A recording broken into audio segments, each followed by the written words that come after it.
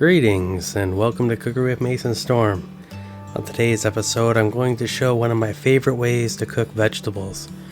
That's incredibly easy, and you don't have to watch it like a hawk, and it generally doesn't ever burn. Stay tuned.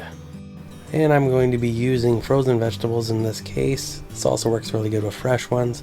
Carrots and broccoli are some of my favorites, and we'll be using the rice maker. The rice maker has a thermostat in the center of it. This is a conventional rice maker, and once all the water is boiled out of the pot, it will trip and take the heat off and put it in a warming mode.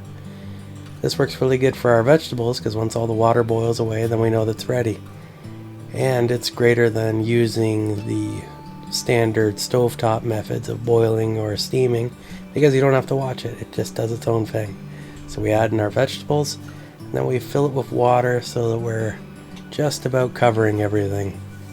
If you put too much in, it can take quite a while for all the water to boil out, and you might want to do a little bit of a drain after a while rather than waiting for everything to kind of cook off. But if you do it right, it will cook it and all the water will boil, then it will just go into that heat mode. So let's start it up.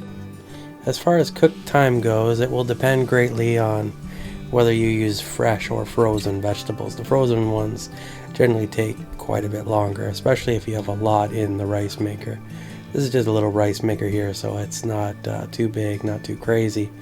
But some of the bigger ones, it can take a while if you make, let's say, enough vegetables for like the whole family or something. But for me, this is just a good way to have a nice vegetable snack or something to accompany a meal that's quite delicious and vegetable-like, just to kind of mix things up.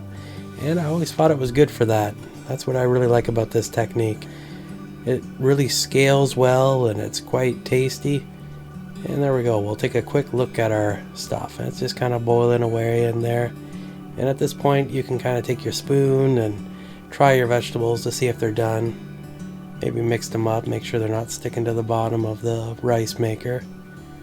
Either way, they're pretty close to done. So what I'm going to do is I'm going to actually take the pot out of the rice maker and just drain off that extra little bit of water that's there. I mean, I can put the lid back on, wait another 5-10 minutes, and it'll boil away and the thing will pop on its own. So it doesn't really matter if I was watching it or not, but it just kind of accelerates the process so that I can enjoy eating my vegetables sooner.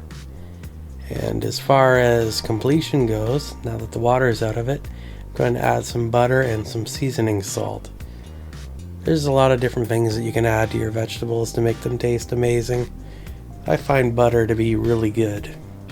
And then I find seasoning salt really good at kind of drawing out the flavor of the vegetables as well. So that's kind of my go-to, but you could also use different types of sauces as well as seasonings to go the other way. Maybe a little bit more of a spicy thing, an earthy thing, maybe some black pepper. Black pepper on vegetables is usually pretty good. Now that they're all kind of mixed up, the butter is all melted, it's time to get them out of the pot. Now the best way to do this is to scoop it out with the scoop and take your time with it.